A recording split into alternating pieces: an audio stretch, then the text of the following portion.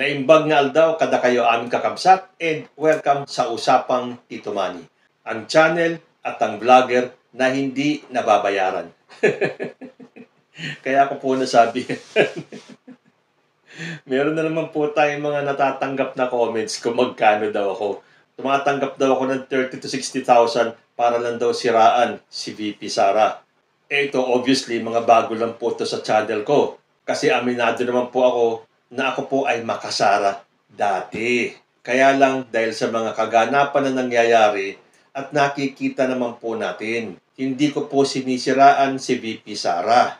In fact, VP pa rin po ang tawag ko sa kanya. Kaya lang doon sa mga nakikita po natin, hindi po kailangan siraan kasi siya po kasama ng pamilya niya ang sumisira sa pamilya nila. At sa mga galawan po ni VP Sara, siya po ang nasisira. Sarili niya po ang sinisira niya. At hindi naman po bulag ang nakararami sa atin para hindi makita yung kanyang mga ginagawa. So itong mga haters, ang tanong kagad sa akin magkano daw. So ayan po, sa opening ko pa lang po. Ito po ang channel at ang vlogger na hindi po nababayaran. Ngayon, kung ayaw nyo pa rin maniwala, edi bahala kayo. Okay, topic po natin ngayon. Nakita ko po kasi ito kanina sa 31 million movement. Kaya pala panay tanggol kay Alice Go itong si Harry Roque, may kinalaman din pala sa Pogo operation. Oh, sabi ko, aba, totoo ba to? Hindi kaya si Harry Roque yung sinasabing personalidad na magugulat daw tayo kapag nalaman natin kung sino ang malaking pangalan na may kaugnayan dyan sa Pogo. So as usual, research po ako. At ito nga po ang nabasa ko. Dokumentong permado ni Express Spokes Harry Roque na recover din sa ni-raid na Pogo Hub sa Porac. Na-recover din ng Presidential Anti-Organized Crime Commission ang isang sulat mula sa Office of the President na pirmado ni dating Presidential Spokesperson Attorney Harry Roque sa paghalughog sa Pogo Hub sa Porac, Pampanga. Ayon kay PAOK Yusek Gilbert Cruz, ang mga dokumento ay may petsang 2021 na nakumpiska sa loob ng Lucky South 99 compound. Yung po yung ni-raid na Pogo Hub. Sinabi din ng opisyal na kailangan pa nilang i-verifika ang naturang mga sulat para masiguro ang authenticity ng mga ito. Baka naman kasi walang puncture holes kaya kailangan nilang masiguro ang authenticity. Well, anyway, ayon pa sa opisyal, ang dokumento na pirmado ni Roque ay sulat mula sa kanyang executive assistant na humingi noon ng travel support sa pagtungo nito sa Poland. Nag-apply anya noon ang dating executive assistant ni Roque para sa Schengen visa. Samantala, sinabi din ni Casio na walang criminal value ang naturang dokumento sa kanilang nagpapatuloy na investigasyon laban sa illegal na Pogos. Sa kabilang banda naman, ipinaliwanag ni Atty. Roque na malinaw na walang kinalaman ang na-recover na affidavit of support sa anumang Pogo operation kundi ginamit ito para sa ibang purpose. Anya, ang mga dokumento ay pagmamay-ari ng kanyang dating matagal na empleyado na nag-aaral ngayon sa Clark na posibleng malapit sa ni-raid na Pogo Hub sa Porac, Pampanga. Samantala, iniimbestigahan naman na ng PAOK ang mga opisyal at incorporators ng Lucky South 99 at kung nagsisilbing abogado ng mga ito si Roque. Dati kasing nagsilbi si Roque bilang abogado para sa Whirlwind Corporation na isang real estate company na nagpapaupa ng property sa Lucky South 99. Sa tingin ko, ito ay hindi dapat basta-basta palagpasin. The mere fact na may na-recover na mga dokumento pirmado ni Harry Roque doon sa Pogo Hub na ni-raid sa Porac, there must be something in this, di ba? Kasi nung una nagtataka yung mga taong nakakuha nitong dokumentong ito kung bakit mapupunta doon itong pirmadong dokumento ni Harry Roque. Tapos ngayon, porque sinabi lang ni Atty. Roque na malinaw na walang kinalaman ang na-recover na affidavit of support, ganun-ganun na lang, pababayaan na lang. Hindi ba dapat ito ay magkaroon pa ng masusing investigasyon para malaman natin ang totoo? Kasi ano ba yun? Tandaan niyo yung Senate hearing doon sa PIDEA leaks.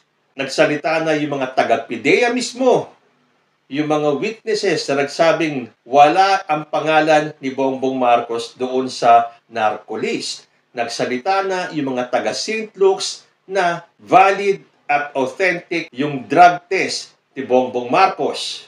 At may iba pang mga nagsalita na sinabing walang katotohanan yung PIDEA leaks. Pero bakit pinagpatuloy pa rin yung investigasyon na yan?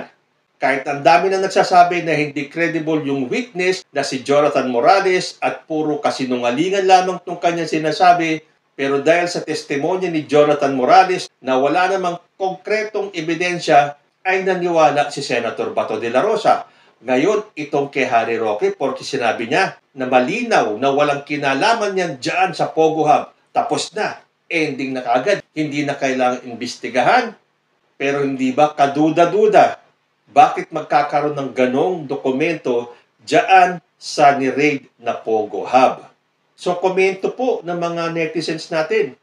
Panay kasi ang bato nila kay President Bongbong Marcos ng kung ano-anong mga akusasyon at mga kasinungalingan. Yung pala sila ang maraming itinatago na dahan-dahan, paisa-isa, unti-unti ay naglalabasan.